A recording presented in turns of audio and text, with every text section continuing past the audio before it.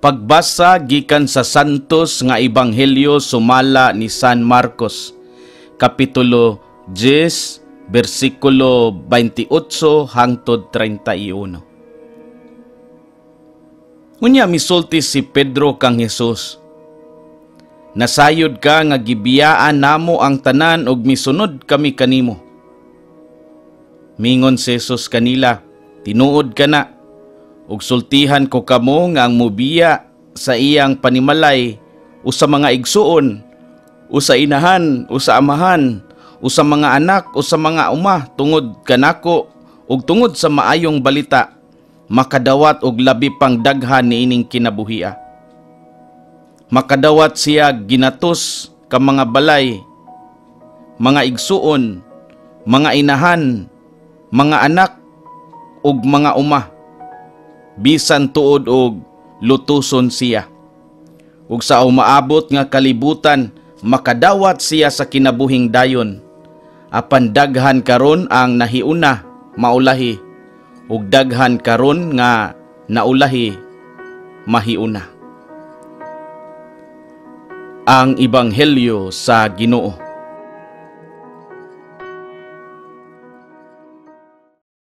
Si Santa Clara de Asis, na ila sa iyang panahon, isip usa ka babay nga anaa sa usa ka noble family o arangan nga pamilya didto sa nasod sa Italia. Bisan sa pagdili sa iyang pamilya, iyang gibiyaan ang tanang bahandi aron magsugod sa kabus nga kinabuhi uban sa mga gitawag na nato karon nga mga poor Clares. Nagpakita siya sa gahom sa pagsalig sa Dios ug sa importansya sa espirituhanong bahandi kaysa sa material nga bahandi. Sa edad nga 17, nadasig si Santa Clara sa pagsangyaw ni San Francisco didto sa Cathedral sa Assisi. Mao nga si Clara nilayas sa ilang balay bisan pa nga ang iyang pamilyang adunahan wala mitugot nga siya mahimong madre. Gusto sa pamilya ni Santa Clara nga kuhaon unta siya pagbalik pinaagi sa kusog. Apan ang iyang pamilya wala gihapoy nahimo kay seryoso man kayo si Santa Clara nga talikdan tanan alang sa iyang gugma kang Kristo diha sa kinabuhing yano ug kabus. Sa atong ebanghelyo karon anaa gihapon kita sa konteksto sa pagtagbo ni Hesus sa dato nga batan-on. Human ang batan-on ni talikod kang Hesus tungod sa iyang dakong bahandi nga dili niya mabiyaan. Nangutana ang mga tinun-an ni Hesus kung unsa ang balos nga magpaabot sa ilaha sa langit, tungod kay sila gikalimtan man ang tanan sa pagsunod kaniya. Si Jesus misaad kanila sa usa ka gatos ka pilo, lakip usab ang kinabuhi nga dayon. Unsa may makutlo nato ani karon? Una, ang tinuod nga bahandi mao ang Dios, dili ang mga material nga mga butang. Sa ebanghelyo gahapon nga sumpay sa atong ebanghelyo karon, ang adunahan nga batan-on nagdumili sa pagsunod kang Hesus tungod kay nahigugma siya sa iyang mga kabtangan. Gipakita niini nga kung ang atong kasing-kasing mas nagakupot sa bahandi sa kalibutan kaysa sa Dios, mahimo kining babag sa atong espirituhanong paglambo. Atong klarohon nga dili dautan ang pagpanag-iya og mga butang, apan kung kini na ang maghari sa atong kasing-kasing, mahimo kini nga babag sa atong relasyon sa Dios. Sa tinuod lang, gigamit sa Dios ang mga material nga mga panalangin aron mapadangat ang iyang gugma sa uban. Apan kung kini na ang atong prioridad ug kini na ang nagkontrolar sa atong kinabuhi, mahimo kini nga Dios nato nga makapalayo kanato sa Dios. Pananglitan, kung ang usa ka tawo masubsob na lang pod sa trabaho ug makalimot siya sa importansya sa pag-ampo ug sa pagpakabana sa iyang espirituhanong kinabuhi, mahimo niyang makita nga ang kinabuhi puro na lang kwarta. Apan ang kinabuhi dili lamang mahitungod sa bahanding material. Ang panimalay aron mahimong malungtaron nagkinahanglan usab og dili lamang material nga aspeto, espirituhanong pundasyon usab. Ang tinuod nga bahandi mao ang Dios, dili ang mga material nga mga butang. Ikaduha, ang ganti sa Ginoo labaw pa sa atong gidahom.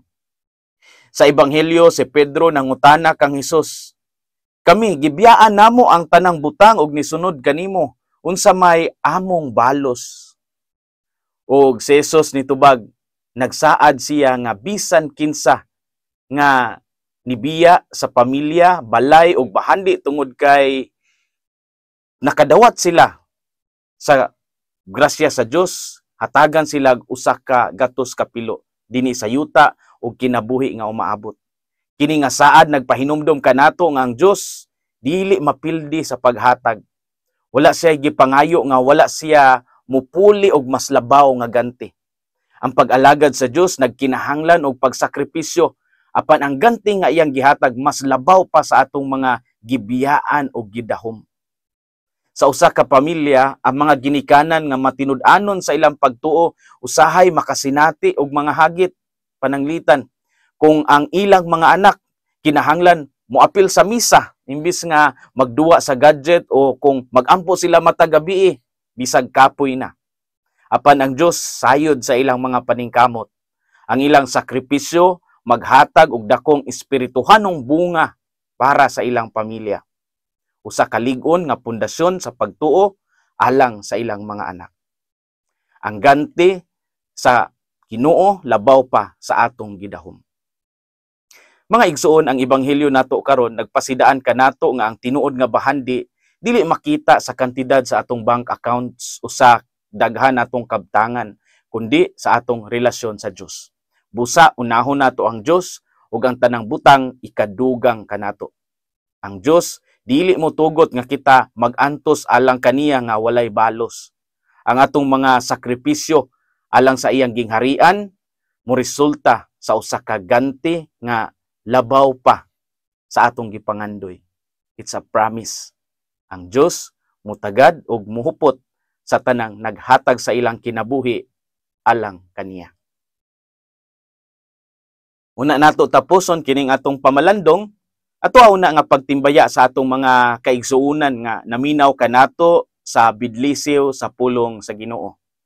Si Antero Panya from Rosario, Las Nievas, Agusan del Norte, si Pablito Cabaron sa Ikulan, Davao City, Victoria Bulando ug si Tobias Hornachos sa Pulumulok, South Cotabato, si Emily Galano sa Barangay Tambo, Purok 7, Babac District, Island Garden City of Samal, Davao del Norte, si Father Elino Busya sa Basak Alumnos, Davao City, Cebu City, si Jimmy Carillo sa Ladtingan, Pikit, Cotabato, Angelito Alaban sa Lantapan, Bukidnon, Jane Velasco sa Compostela Valley, Danilo Cabanyero nga taga Tupi, South Cotabato, ug sa mga lay cooperators sa Santa Teresita Parish, Tupi, South Cotabato. Sila si Rowena Lacerna, Belia Lacerna, Anderson o Michael Lacerna nga tuwa sa Vancouver, Canada. Si Angeli Aligre sa Bislig City, RJ Magayones sa Kabugayan, Biliran Province, ang JKK inahan sa kanunayng Panabang sa Visayan Village, Tagum City, Davao del Norte. Usab si Maricris Escuadro from San Roque Parish, Cordova, Cebu, Celeste Kulong sa Oroqueta City, Nico ug Odessa family, Apple and Rowella Limcangco family sa New Zealand, og sila si Dominic og Charissa Rikina family sa Fresno, California. Ang atong mga pamalandong mahimo usab nga inyong malantaw online diha sa Spotify o sa YouTube. I-type lang ang Binisayang Pamalandong Channel. Sa Facebook, makita usab kini sa Facebook page nga Bidlisiw sa Pulong sa Ginoo. Ako ang hangyo nga kung kamo may social media accounts, i-follow ninyo kini aron mas mudaghan pa ang mga makapaminaw sa pulong sa Dios. Gani mauna kini nga mahimong available online alas 6 sa gabi para sa sunod nga adlaw.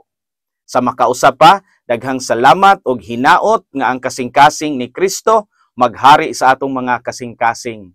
Kini si Father Felmar Castrodes, PLSVD, ang inyong magsisibya sa maayong balita. Hinumdumi ang kinabuhing Kristiyano, kinabuhi sa pagserbisyo.